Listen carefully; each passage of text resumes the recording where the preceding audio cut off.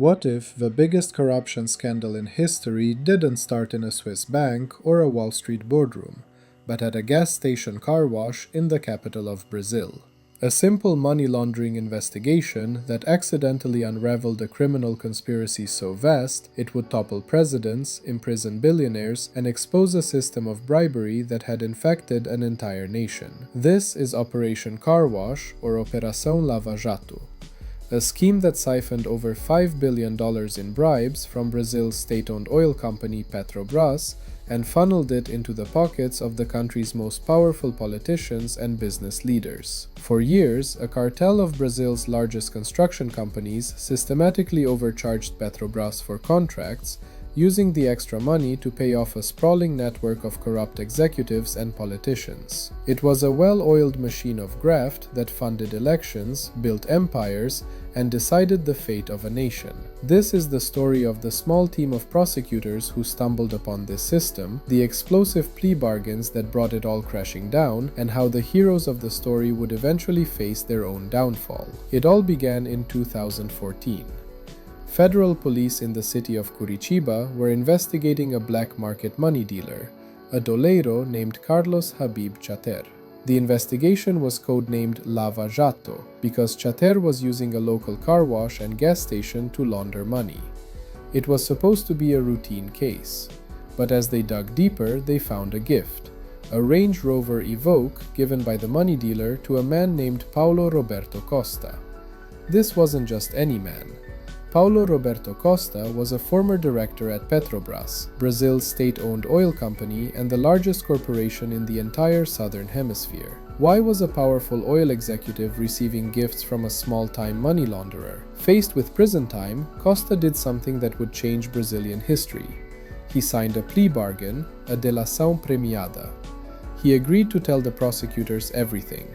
He revealed a breathtaking scheme. For years, a secret cartel of Brazil's largest construction companies, giants like Odebrecht, OAS, and Andrade Gutierrez, had been colluding. They would meet in secret to decide who would win Petrobras's multi-billion-dollar contracts, agreeing to inflate their bids by a massive margin. Costa's job, and that of other corrupt Petrobras directors, was to approve these inflated contracts. In exchange, the construction companies would pay a kickback, typically 1% to 3% of the entire contract value. On a billion-dollar oil refinery, that's tens of millions of dollars in bribes. But the money didn't just go to the Petrobras directors. The investigators were about to discover that this was just the tip of the iceberg. The real destination of the money was the heart of Brazil's political system. Costa's testimony blew the case wide open. The bribe money, he explained, was the lifeblood of Brazilian politics. The construction companies paid the kickbacks directly to the political parties who had appointed the corrupt Petrobras directors in the first place.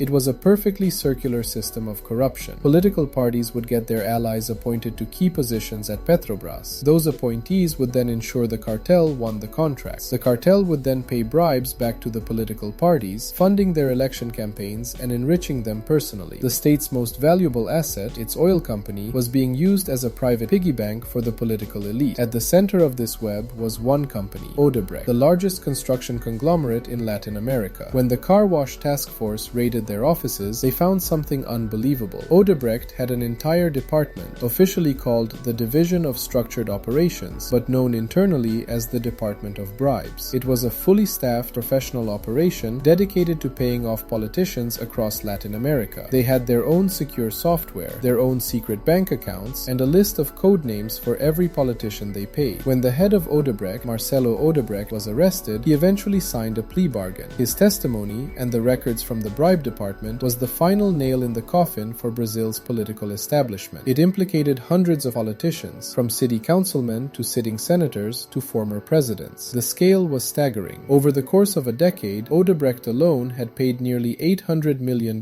in bribes in Brazil, and over $1 billion across 12 countries. Led by a hard-charging judge named Sergio Moro, the car wash task force became a national sensation. To the Brazilian public, they were heroes, finally cleaning up a system that everyone knew was corrupt. The dominoes began to fall fast. First came the billionaires.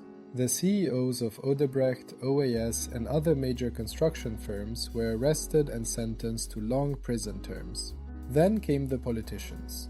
Dozens of congressmen and senators were implicated. The investigation reached the highest levels of power, leading directly to the impeachment of President Dilma Rousseff in 2016 for manipulating the government budget, a scandal unearthed by the political turmoil that Lava Jato created. But the biggest target was still to come: Luiz Inácio Lula da Silva, universally known as Lula. A former metal worker and union leader, Lula had been a two-term president from 2003 to 2010 and was a national icon, credited with lifting millions out of poverty. Judge Moro's investigation accused Lula of accepting a beachfront apartment as a bribe from one of the cartel companies in exchange for helping them secure Petrobras contracts. In 2017, Moro found Lula guilty and sentenced him to 9 years in prison. For the first time in Brazil's history, a former president was jailed for corruption. Operation Car Wash had done the unthinkable. It had exposed the deep-seated corruption of the country's elite and held them accountable. But the story doesn't end there. The heroes of the story were about to be cast as villains. After jailing Lula, Judge Sergio Moro made a controversial decision.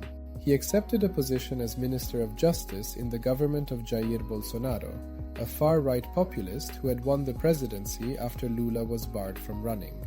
To Moro's critics, this was proof that the investigation had been politically motivated all along. They argued that Moro had jailed the leading presidential candidate, clearing the way for his political rival, and was now being rewarded with a cabinet position. Then came the bombshell. In 2019, the news website The Intercept, co-founded by Glenn Greenwald, began publishing a massive trove of leaked telegram messages between Judge Moro and the car wash prosecutors. The leaks, dubbed Vaza Jato, appeared to show Moro colluding with the prosecution, suggesting strategies, and directing their case against Lula. In a legal system, the judge is supposed to be a neutral referee, not a coach for one of the teams. The scandal was immense. The hero judge now looked like a biased political operator.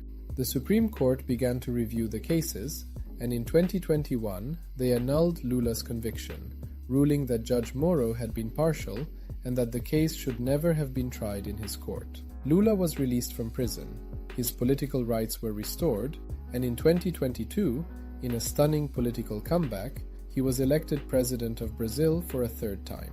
What is the legacy of the biggest anti-corruption probe in history? Lava Jato revealed that corruption in Brazil wasn't just a few bad actors. It was the operating system of politics.